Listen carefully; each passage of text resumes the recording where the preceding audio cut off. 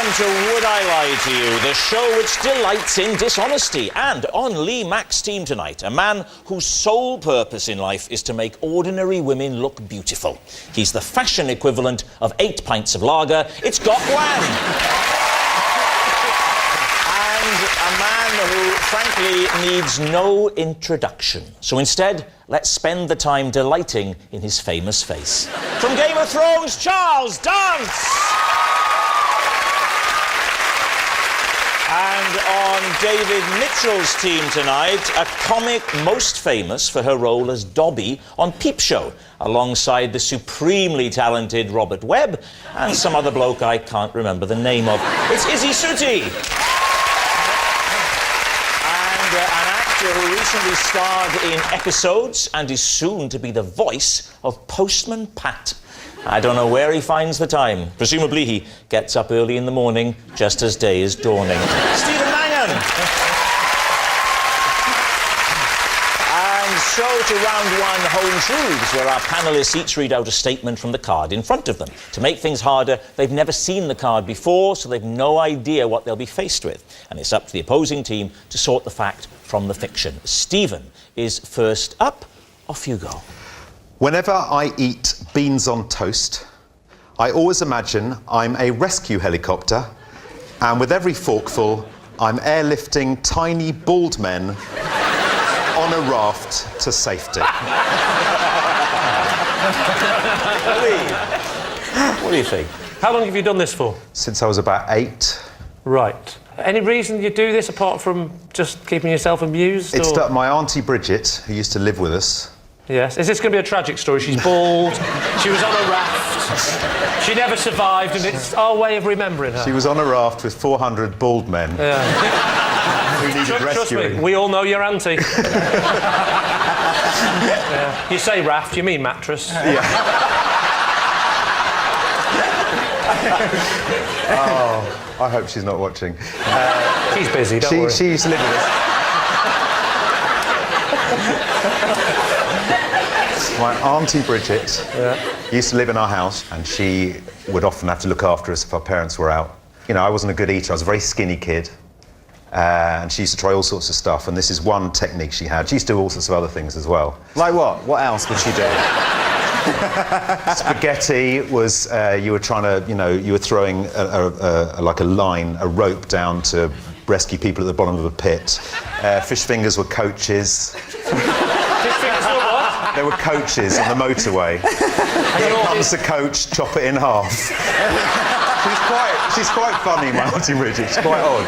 Do you think the bald men in question that were going to die on the raft felt glad that they'd ended in a more comfortable position of going down your throat into your stomach? Well, did you feel that was a safer place for them? Well, that was the helicopter they were coming into. Oh, your mouth was the helicopter? Yeah, my mouth is the helicopter. That's a raft going down. That's the raft. The raft is they're sitting on the fork, which is a raft. No, the raft is the toast, surely. The toast is the raft. No, because... Yeah. What's the toast? No, the toast is the boat they were in on the ocean. It's now covered in... Why would they be on a raft? If they're on a raft, they're already rescued. They're already OK. But helicopters don't lower down rafts. Oh, thanks. Well, you've just ruined an entire lifetime story for me. Another man comes attached to the rope and he picks up each individual bald man on the raft. I've seen it. Every time I've seen loads of bald men dying at sea and a man comes out of a helicopter and individually picks them up. So if you'd have done your backstory and you were a proper actor, you would know that you're supposed to be taking one beat. That's what Charles Dance would have done. Yeah, he'd have taken... Because he does his research. Yeah, and that's why he's not going to be the voice of Postman Pat.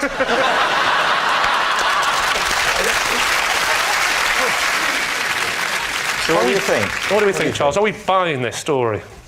Reluctantly, I think I am buying really? this story. You think it might be true? I do actually think it sounds quite realistic. I think that in a child's brain you might make up all of these scenarios. I don't think he was eating the beans. I mean, look at his hair. He was only eating the crust of that toast. We think it's true, don't we? You think it's true? Yeah. Charles says it's true? Yeah. I'll go on and we'll say it's true. You're saying it's true. Stephen Mangan, truth or lie? It is, in fact, a lie. Oh, no!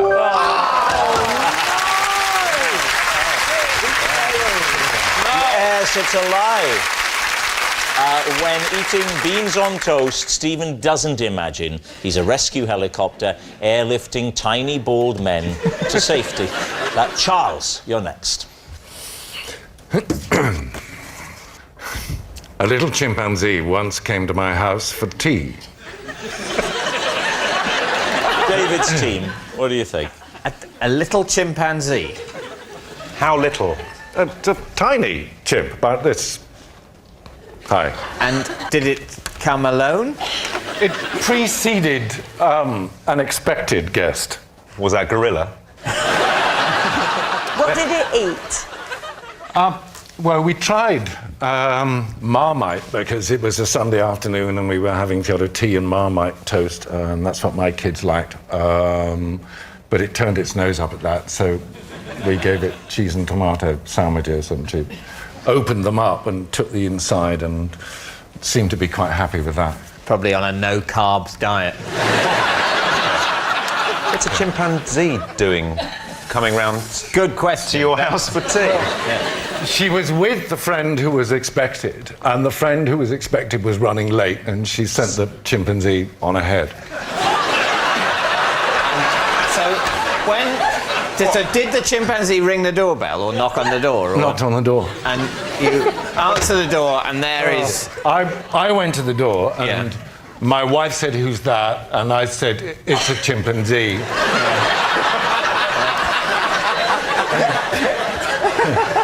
She said, "What does it want?"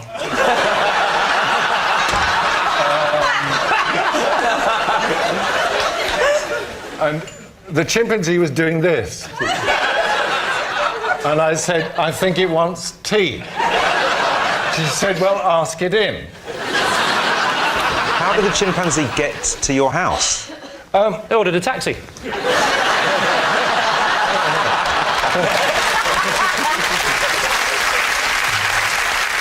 I'm not a courageous man. If I was answering the door and I saw a chimpanzee, I wouldn't invite it in for tea. I'd be afraid. I'm not keen on wasps.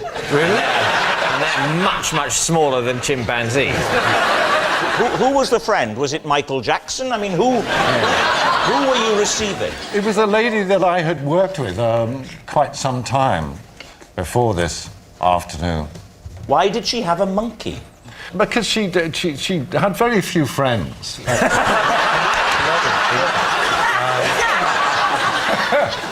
All right, David, what are you thinking? This sounds I think it's peculiar. true. At the moment, I think it's true. What do you think? I don't know. I want to know why she would send it A first. sense of fun, surely. As a bit of a joke, go up there, knock on his door, it'll be amusing. What do you think? What I think Charles Dance, a chimp in a cheese sandwich. It's true.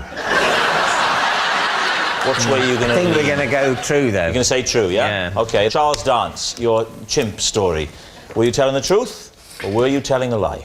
I'm sorry to say that it's true.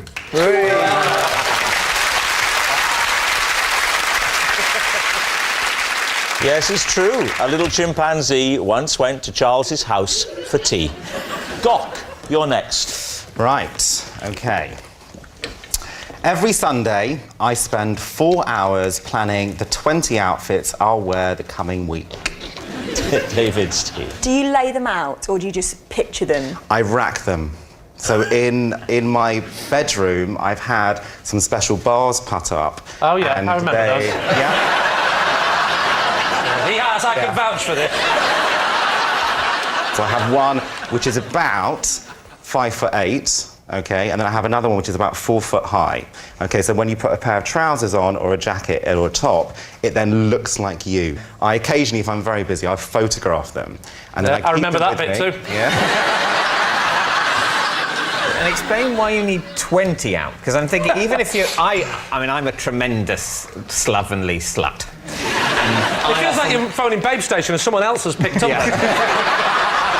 Sorry, can I speak to Sheila, the regular one? I often wear the same outfit in the afternoon as in the morning. I could be filming a series, and then I might be filming 3 different shows in one day, so I'll need 3 different outfits to represent 3 different episodes. I might be going out for lunch, and then I'll be doing something in the afternoon, so I'll get changed from a lunch outfit, because I don't want to be too dressed up to walk the dog. And it's also done by a weather report as well. What? The Met Office are fools. They get things wrong. Do you go through with your galoshes in bright sunshine on a Friday evening? You're presenting yourself as someone who plans things very carefully, thinks things through very carefully, but your very act of planning is in itself badly thought through. Because on a Monday, you only planned it the day before, you've got a good sense of what the weather's going to be like, your plans for the day are probably better formed, so on Mondays, that's absolutely fine. I know what I need in the morning, the afternoon, and, you know, for outfits 3 and 4. But come Friday, the weather's all to cock, the dog has died, you've dropped 2 scenes you're supposed to film on the Wednesday, you've got to fit them in on the Friday. But I've taken photographs. So even if I've planned a Thursday PM outfit and I decide I don't want to wear it, I just flick through my phone and I might want to choose a Saturday PM outfit. And I'll go back to it. How long do you spend on a Sunday getting your outfits ready for the week? What I do is I look at the 7 or 8, or maybe sometimes 9 dirty underpants in the bag. I work out exactly, I spread them out on the bed. I look at them and I think, which can take a fourth trip? David, I'm curious to put the same question to you. Sunday night comes around, you've had a smashing day, Country File is finished, so now you're thinking, I've got to plan ahead. How much time and thought goes into it for you? Well, I always wear basically the same thing every day, so none. You're like Batman in that respect, aren't you? Yes, I see myself as a superhero, and I have basically one outfit. Which, you know, and What's your superpower? The ability to decide what to wear very quickly. What are you thinking, David? I think it sounds very plausible. It does sound plausible, but is it too plausible? I think it's true. David's team thinks it's true. Gok, were you telling the truth, or were you telling a lie? Are you trying to work out what to wear before you... I was telling the truth.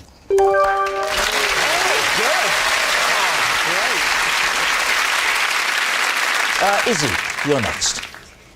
Because my mum deemed Scooby-Doo too scary to watch, I was only ever allowed to listen to it. Reese team, what do you make of that?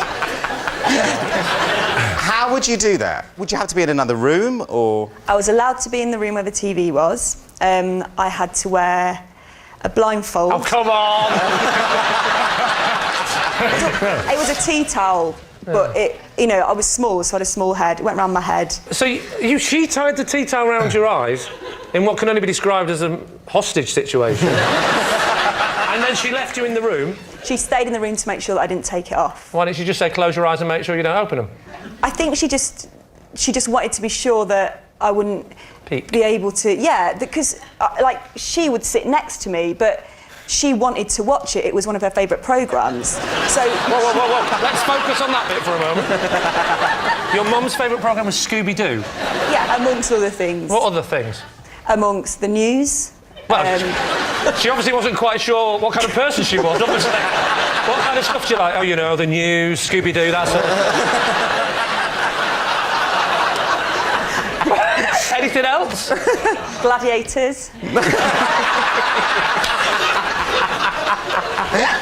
And would she do that thing they do for, the audio description? Would she say, and now Scooby-Doo is running away? Because it's quite a hard show to follow audibly. You can't see it. You have to rely on seeing it, don't you? Wait. In the words of Rob Brydon, I'm doing Scooby-Doo. I'm doing Scooby-Doo. I think what you were trying to do was... Here we go. Unbelievable.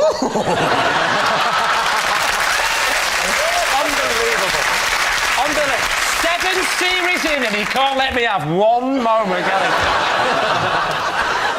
he? OK, so you're blindfold in the living room. And how old are you? it stopped when I was about 16 and just... 16? So at 16, your mum would tie a tea towel around your head when Scooby-Doo was on? Yeah, but by then we just liked the ritual of it. It was just... Oh, it was a ritual now. Were you ever tempted to phone Childline? Oh, you couldn't find the phone, could you? Now, what about Scrappy-Doo? If Scooby-Doo was a bit heavy and some of the issues were a little bit, you know, difficult to deal with, Scrappy-Doo was a lot more accessible, wasn't it? How did she feel about that? Is that a kind of spin-off? Is that a kind of spin-off? It's Scrappy-Doo. It is. Look what you've done to my voice. It's Scrappy-Doo. It's the little version of. There's no point saying little. She couldn't see it. Well, it was a smaller dog with a. Yeah, but if you can't see it, that could be a Great Dane on helium. She doesn't know the size of the thing, does she? In fact, it was a Great Dane, wasn't it? Scooby-Doo. I don't know, I never saw don't think it was Scooby-Doo. the Marmaduke is She a never great saw Dane. Scooby-Doo. Are you my dad, Charles? Charles, Did you ask me if I was your father? Yeah. Who's your mother?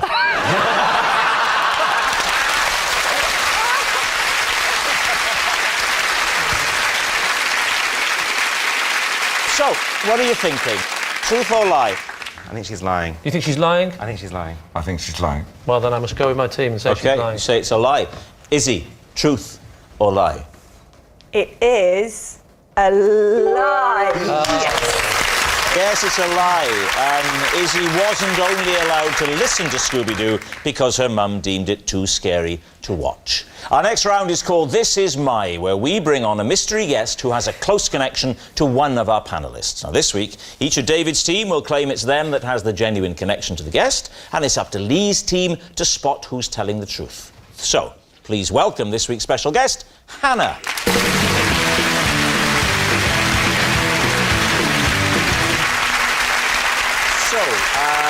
Stephen, first of all, please, what is Hannah to you? Yes, this is Hannah. We used to bamboozle our miserable neighbour by adding an item of clothing to his washing line after he pegged his laundry out. Izzy, how do you know Hannah?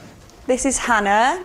In order to impress a boy, we once competed to see who could eat the most ants.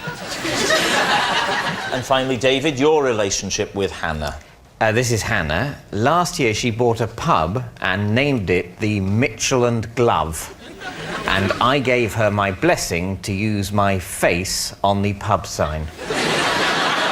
Lee's team, where to begin? Why is it the Mitchell and... What does the glove come into this? I think it was originally called the Boxers.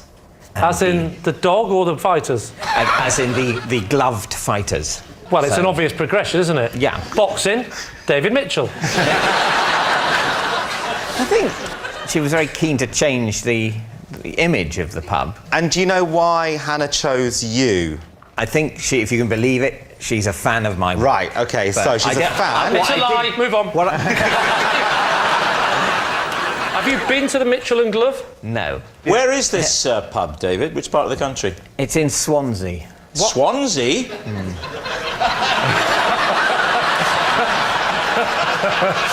Because I don't believe David. I can imagine his mind going, I've got to think of something quick. And even then he's thinking of middle-class things. Swansea. I'll say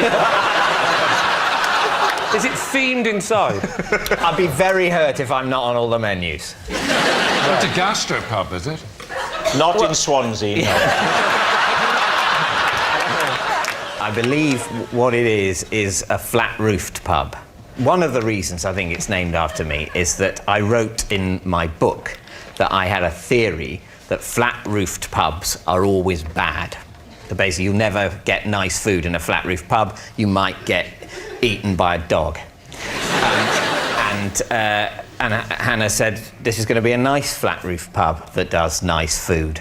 All right. By which I don't mean a carvery. You don't like carveries? No.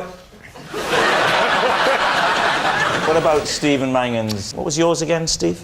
We used to annoy our miserable neighbour by putting items of clothing on his washing line after he'd pegged his laundry out. Yeah. And where was this? Crouch End. And when was it?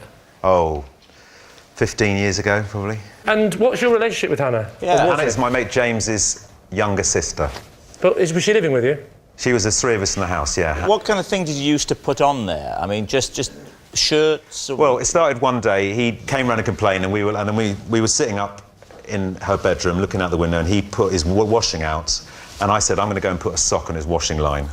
He liked everything to be very precise, and what he'd do is he'd come in, and when he'd take the washing off, we'd watch him every day, he'd fold it, he'd put all the socks together and put them in the washing, you know, rather than just chucking it all in and then doing Sorry, it in the house. person next to you is thinking, what's wrong with that?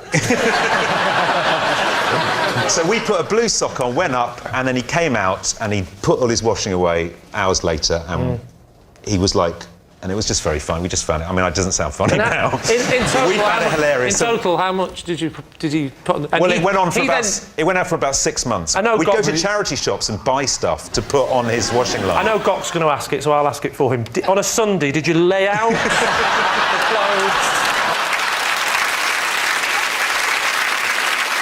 Izzy, you're saying then with Hannah, you both went out together, pulling, and to attract some guys, you ate ants.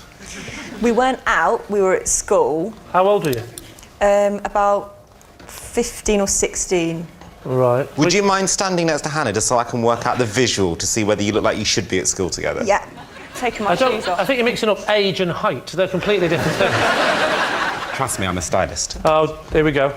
Before you know it, they'll be naked. OK, similar age. It could work. So you were at school? Yeah. Right, and what, there's a boy there that you like? Yeah, and he was called Paul Brooks. Paul Brooks, OK, and you thought the best way to impress Paul is to eat some ants. It was during a school production, so we were dressed, we were in Greece. Grease the musical. Oh, yeah. Right. I thought you said we were in Greece, and you know the economy's like this, so we can eat the ants. How many did you eat in total? I ate about 24. No way. 24? Yeah. How many did Hannah eat? About 23. Ah, loser. And that's why you got Paul Brooks. And did you get Paul Brooks? No, he just stood there the whole time, and then I thought felt she's sick. stupid and walked off. He just sat there chewing on his cockroach going, this is so natural. And what made you stop at 24 then? I mean, surely you could tell by his eyes after 2 or 3 that this wasn't working. We just carried on, and then the interval was over, and we had to go and do the second half of Greece. This was during the show? Yeah. During the show? You Tell me more, tell me more.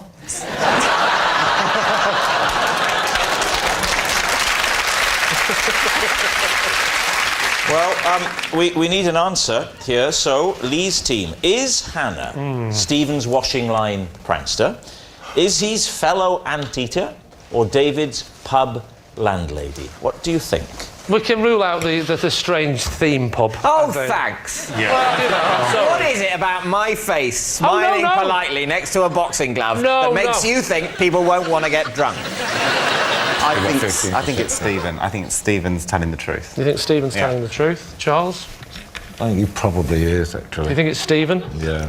I think it's Izzy, but I will go with the majority. Well, then I've got someone to blame. OK, so, Hannah, would you please reveal your true identity? My name is Hannah, and in order to impress a boy, Izzy and I once competed to see who could eat the most ants. Thank you very much, Hannah. Which brings us to our final round, Quickfire Lies, in which our panellists lie not only through their teeth, but also against the clock. We will start with... It's Lee. When I was 7, I had to be a bridesmaid at my auntie's wedding.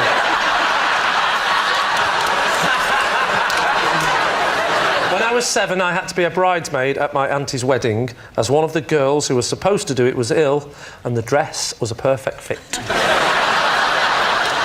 What did the dress look like? I describe the colour as traumatic.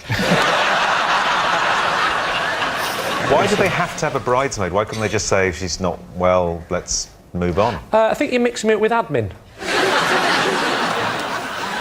If someone says to me, put the dress on, I'd put it on. You know that, don't you? Do as I'm told. So you didn't display any reluctance to put the dress on?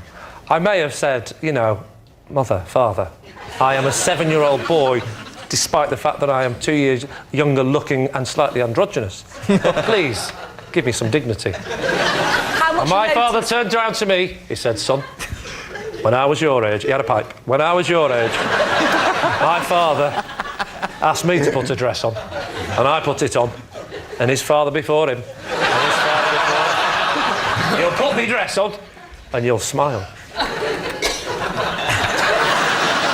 Was there a page boy as well as bridesmaids at this wedding? I was a page boy once, and if another boy had dressed up as a girl, I would have felt it was fair game to persecute him. Well, true, but luckily the page boy came up to me, little Sharon, and he said,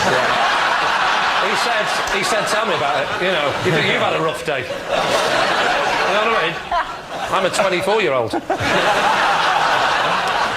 How much notice did you get? Pardon? How much notice did you get? Quite a few people. I think, you know, from memory, quite a few people were, No, You idiot! How much warning? How far in advance? I genuinely thought you meant notice. How much notice did you get? That was a genuine one. Yeah.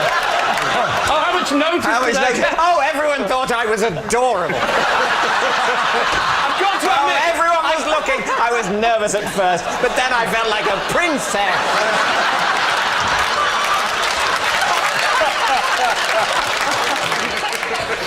oh, I see. How much in advance did they tell me? Yeah, how much notice? How much notice did I get? Do you know what? That would be embarrassing if this was on television, wouldn't it? I think I got like, I don't know, 5 hours or something. She was ill at the last minute and... I just think you would have absolutely refused at Well, that age. listen, I said, Dad, I don't want to do it. And he went, listen, I'm not your dad, I'm your mother.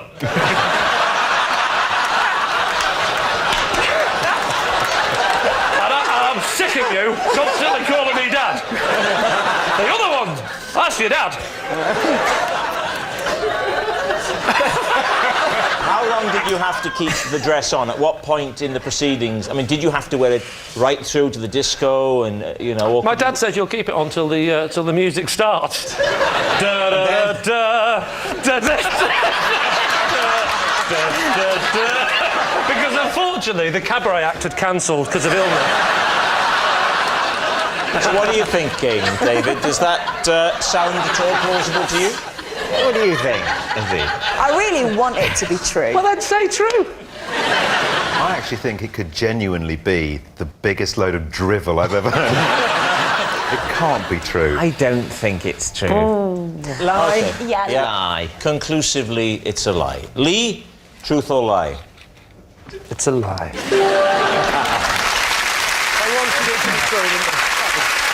Yes, it's a lie. Lee wasn't a bridesmaid at his auntie's wedding. And that noise signals time is up, and it's the end of the show, and I can reveal that David's team has romped home by 5 points to 1.